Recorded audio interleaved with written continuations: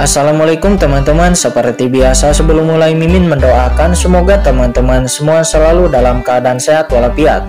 Oke, kali ini kita akan melanjutkan Martial Master versi novel bagian 1246. Bagi yang baru bergabung, selamat bergabung. Dan bagi yang belum subscribe dulu lah agar Mimin tambah semangat lagi nih bikin videonya. Oke, kalau sudah kita langsung masuk ke isi ceritanya.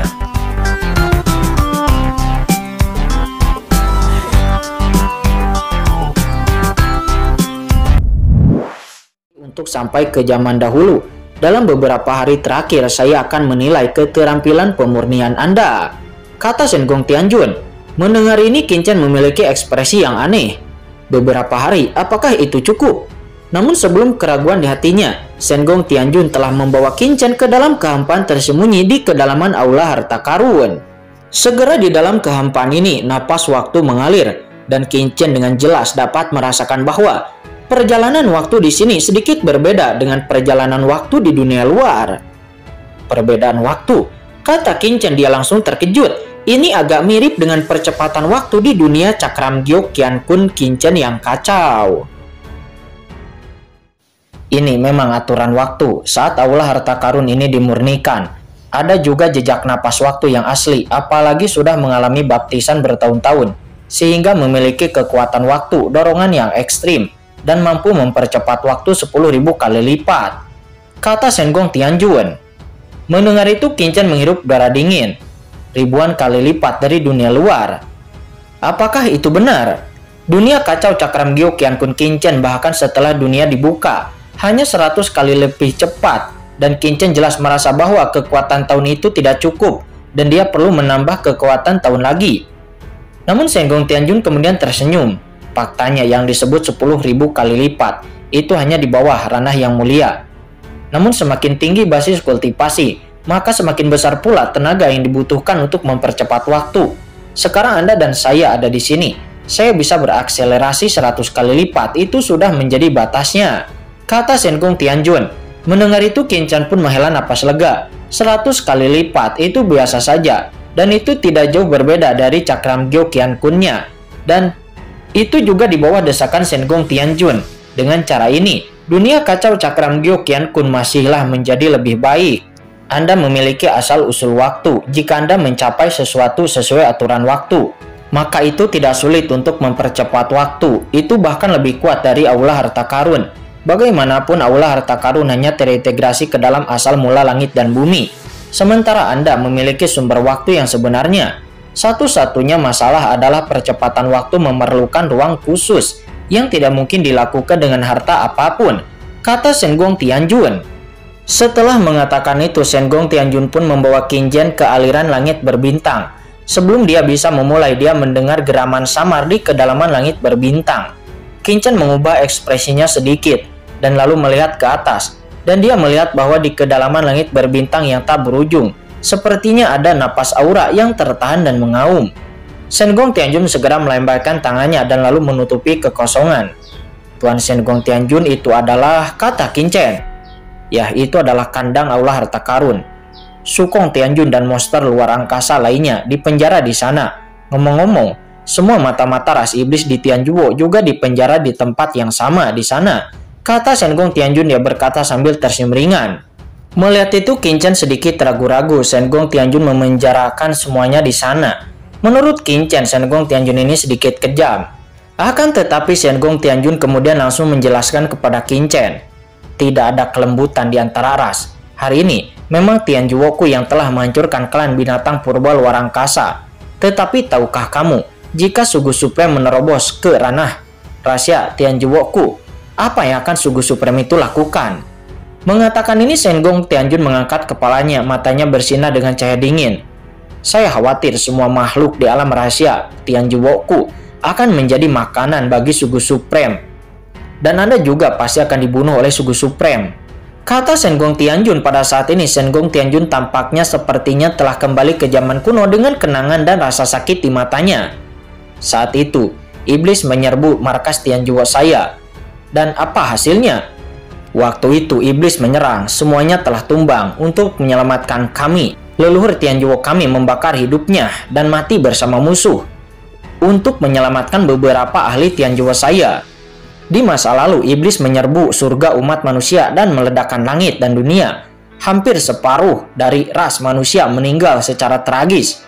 Apakah ras iblis pernah berbelas kasih? Jadi, di dalam pertarungan antar ras, tidak ada kebaikan sama sekali. Hanya ada dua kemungkinan, kamu yang mati atau aku yang mati. Kata Senggong Tianjun. Dia berkata dengan suara yang dingin, seolah-olah dia memperingatkan Qin Chen, tetapi dia juga ingin memperingatkan dirinya sendiri. Mendengar itu, Qin Chen tidak bisa menahan diri untuk tidak mengangguk. Qin Chen belum pernah mengalami era itu, dan persepsinya secara alami tidak sedalam Senggong Tianjun. Tetapi Qin Chen juga pernah mengalami invasi benua Tianwu oleh iblis asing, dan Qin Chen tahu betapa menakutkannya pertempuran antar kelompok etnis. Saat ini ekspresi Senggong Tianjun melembut. Tentu saja, meskipun tidak ada belas kasihan dalam pertempuran ras, tetapi mungkin tidak perlu melakukan pembunuhan besar-besaran jika tidak diperlukan. Kata Senggong Tianjun, oleh karena itu dia memenjarakan banyak orang di sini. Sebelum kemudian orang-orang ini pasti akan diberikan kepada umat manusia dan menjadi pengikut umat manusia, sampai sepenuhnya mereka terintegrasi ke dalam umat manusia. Oke, selanjutnya kamu dan aku akan bertukar alat pemurnian. Dunia ini, waktu semakin cepat dan Qin Chen serta Senggong Tianjun segera berkomunikasi. Meskipun pencapaian pemurnian Qin Chen luar biasa, itu tergantung siapa yang dibandingkan dengan Qin Chen. Jika dibandingkan dengan beberapa ahli pemurnian biasa, Qin Chen yang telah memperoleh warisan Bu Tianqong secara alami luar biasa dalam pencapaian pemurnian. Namun jika dibandingkan dengan Senggong Tianjun, sang pengrajin terbaik yang diturunkan dari pengrajin kuno, Qin Chen secara alami masih memiliki celah yang sangat besar. Senggong Tianjun dapat memurnikan harta Tianjun di ujung jarinya. Dia adalah satu-satunya pengrajin yang dapat memurnikan harta karun Tianjun di dunia saat ini. Orang lain seperti pengrajin kuno Tianjun juga dapat mencoba memurnikan harta karun tingkat Tianjun, namun masih banyak kekurangannya. Senggong Tianjun saat ini tidak secara langsung mengajari Qin Chen cara menyempurnakan alat, tetapi dia bertukar pengalaman dengan Qin Chen dan melakukan beberapa tanya jawab. Jelas sekali dia ingin memahami sampai mana pemahaman Qin Chen tentang alat pemurnian saat ini.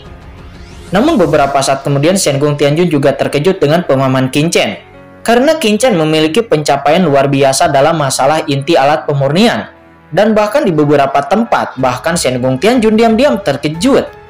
Ini benar-benar karena Qin Chen telah mendapatkan warisan Istana Butian, dan telah melihat lahirnya dunia kacau, dan juga telah melihat banyak keajaiban di alam Dewa Piantin, yang disebut satu metode bersifat universal. Banyak prinsip terkandung dalam aturan surga yang sangat sederhana. Dalam hal ini, Qin Chen lebih kuat dari banyak master kerajinan papan atas. Misalnya, Ling Peng Tianjun yang menjaga tanah warisan juga merupakan ahli pengrajin di tingkat Tianjun. Namun dalam perjalanan persepsi hidup, dia jauh dari bisa dibandingkan dengan Qin Chen. Tentu saja dibandingkan dengan pengalaman pemurnian spesifik, Qin Chen jauh lebih buruk daripada Ling Peng Tianjun dan banyak wakil ketua Aula Tianjuo. Anak ini luar biasa, kata Senggong Tianjun seraya memandang Qin Chen. Dia terkejut di dalam hatinya. Pada saat ini, dia akhirnya mengerti mengapa Xiao Yao Supreme membiarkan dirinya begitu menjaga Qin Chen, dan juga mengerti mengapa dia bisa mendapatkan warisan Istana Butian. Karena meskipun tingkat kultivasi Qin Chen masihlah lemah, tetapi dalam beberapa hal itu sangat menakutkan. Senggong Tianjun langsung menyadari bahwa Qin Chen sudah mengerti tentang pemurnian, akan tetapi Senggong Tianjun juga menyadari bahwa dalam hal teknik pemurnian khusus, Qin Chen masih kurang. Yang kurang dari Anda sekarang adalah pengalaman pemurnian. Tetapi tidak masalah, pengalaman pemurnian dapat ditingkatkan dengan banyak menyempurnakannya, kata Senggong Tianjun. Dia berkata sambil tersenyum. Qin Chen saat ini juga tahu di mana kelemahannya. Kemudian dengan bantuan Senggong Tianjun, Qin Chen mulai terus menyempurnakan siang dan malam untuk meningkatkan level pemurniannya. Pemurni seperti itu perlu mengkonsumsi bahan tingkat yang mulia yang menakjubkan. Lalu, seberapa langkakah material tingkat yang mulia? Saya khawatir itu adalah kekuatan tertinggi seperti Istana Dewa Bintang yang tidak bisa membiarkan Qin Chen menggunakannya dengan tidak hati-hati. Tetapi sekarang Qin Chen adalah penjabat pemimpin Tianjuo dan dia memiliki bimbingan pribadi dari Senggong Tianjun. Sebagai Senggong Tianjun, dia telah mengumpulkan kekayaan selama ratusan juta tahun. Tidak peduli bahan apapun yang dibutuhkan Qin Chen. dia akan mengeluarkannya untuk memastikan Qin Chen tidak kehabisan bahan. Gemuruh dalam kehampaan aula harta karun yang tersembunyi ini, Qin Chen mulai terus menyempurnakan sepotong senjata yang berharga. Dan ketika Qin Chen juga Shen Gong Tianjun sedang pergi ke klan kuno keluarga Ji, Xin kemudian berpindah kepada klan kuno keluarga Ji di wilayah keluarga Ji. Meskipun orang dahulu termasuk ras manusia karena mereka memiliki darah orang dahulu, mereka memisahkan wilayah keluarga mereka dari dunia manusia dan hanya mendirikan beberapa rumah besar di luar dunia manusia. Justru karena ini, ketika alam surgawi manusia purba runtuh, alam kuno tidak terluka. Adapun beberapa tempat tinggal di alam surga manusia, mereka dihancurkan satu demi satu. Ini juga alasan mengapa Qin Chen tidak pernah menemukan tanah lelur keluarga Ji di alam surga selatan. Karena tanah lelur keluarga Ji yang sebenarnya bukanlah di alam surga selatan, melainkan di alam klan kuno. Saat ini wilayah keluarga Ji kuno ada keheningan antara langit dan bumi. Dunia kuno tempat klan kuno berada sangatlah luas dan tidak terbatas. Itu masih mempertahankan beberapa lingkungan dan fitur kuno dan juga memiliki aliran aura kacau. Di dunia kuno ini sangat berbahaya, bahkan ada beberapa hewan liar dari zaman kuno yang sangat berbahaya. Wilayah keluarga Ji terletak di tempat yang relatif terpencil di dunia kuno. Saat ini, di dunia kuno, keluarga Ji bersaing dengan keluarga Xiao. Alhasil keluarga Ji gagal total dan diboikot oleh keluarga Xiao. Kedua faksi keluarga Ji terpecah. Keluarga Ji saat ini menempati urutan terakhir di antara 4 keluarga besar kuno. Dan saat ini, sekarang di sebuah rumah di wilayah keluarga Ji, di malam yang sunyi, Ji Ruyu diam-diam menatap ke langit, matanya penuh kerinduan. Setelah dia dibawa kembali ke klan kuno oleh ahli keluarga Ji yang kuat, Ji Ruyu tahu bahwa kali ini segalanya tidak pernah sesederhana itu. Meskipun setelah dia kembali ke keluarga Ji tidak mengatakan apapun kepadanya dan Ji Wuxu, tetapi hanya membiarkan mereka kembali ke halaman mereka sendiri. Tetapi Ji Ruyu tahu betul bahwa sejak keluarga Ji membiarkan dia dan Ji Wuxu pergi ke surga, pasti akan ada hal yang penting. Namun hal semacam ini mungkin bukan hal yang baik baginya. Ji Ruyu berdiri di dekat jendela. Ji Ruyu melihat keluar jendela. "Chen Shao, kamu di mana?" kata Ji Ruyu, hatinya dipenuhi kekhawatiran dan juga kerinduan. Segera setelah berpisah di rumah Guang Han, Ji Ruyu kehilangan kabar dari Qin Chen. Dia dan Yu Qiansu memasuki camp Tianjuo di medan perang 10.000 ras untuk mengalami tragedi di medan perang 10.000 ras. Kemudian alam Dewa Piantin dibuka. Meskipun Ji Ruyu dan yang lainnya gagal untuk memasuki alam Dewa Piantin untuk mendapatkan pengalaman, namun mereka dapat memasuki dunia rahasia sekunder eksternal dari alam Dewa Piantin, dan mereka juga mendapatkan peningkatan yang luar biasa. Semuanya telah melangkah ke ranah yang mulia pana, dan Ji Wuxu telah mengumpulkan banyak hal, dan dia telah menjadi ahli puncak yang mulia pana. Namun di sana mereka juga bertemu dengan orang-orang dari ras kuno yang menyebabkan identitas mereka terbongkar dan diketahui oleh pihak keluarga Ji. Oleh karena itu, di tengah perjalanan kembali ke Tianjuo, dia dicegat oleh orang-orang dari keluarga Ji dan dibawa kembali ke keluarga Ji. Meskipun Tianjuo adalah kekuatan tertinggi di dalam umat manusia, namun ras kuno juga merupakan kekuatan yang relatif istimewa dalam umat manusia. Meskipun belum diwariskan dan belum banyak orang yang mengetahui ras kuno, namun nyatanya ras kuno memiliki status yang luar biasa dan sangat penting. Itu adalah kekuatan super dalam umat manusia. Namun, status keluarga Ji di klan kuno terbilang istimewa dan mengkhawatirkan. Ji Ruyu menghela napas dalam dan lalu menutup matanya untuk berlatih. Satu-satunya hal yang bisa dia lakukan sekarang adalah terus meningkatkan kekuatannya.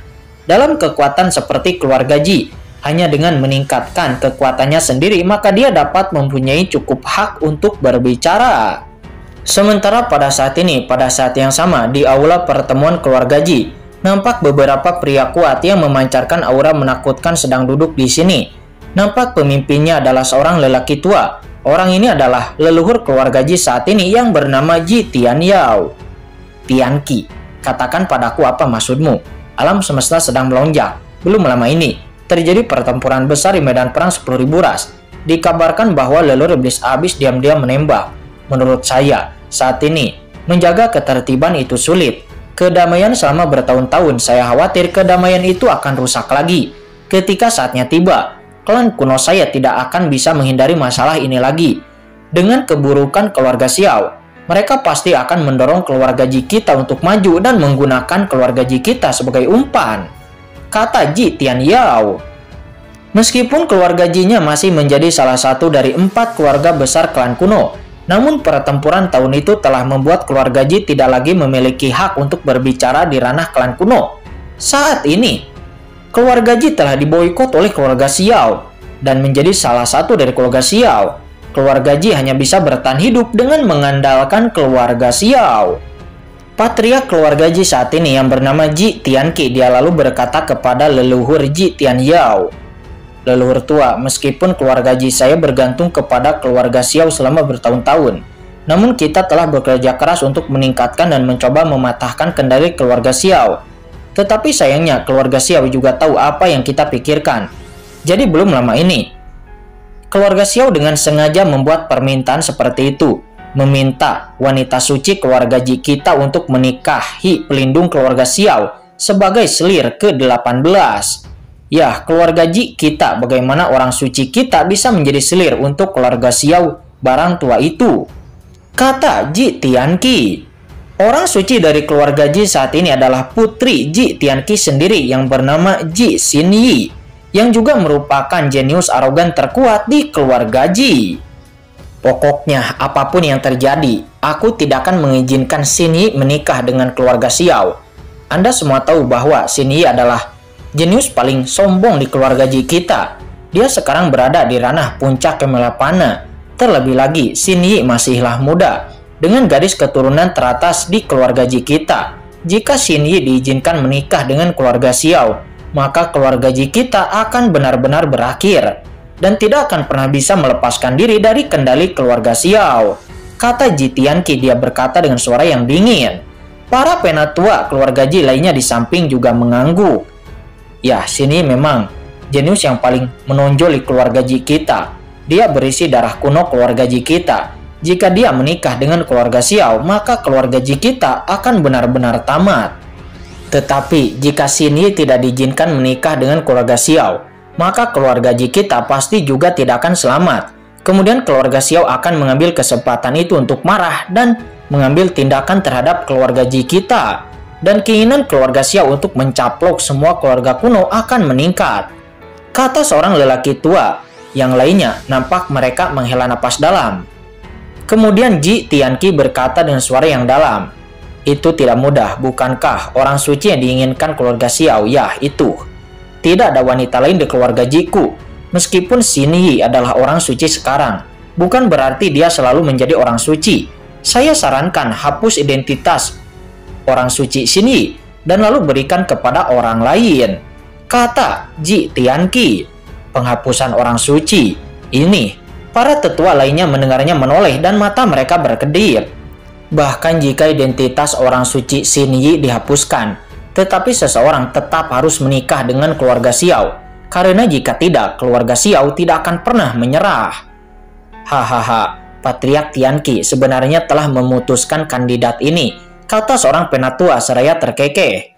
Para penatua lainnya juga mengangkat kelopak mata mereka memperlihatkan ekspresi yang jelas.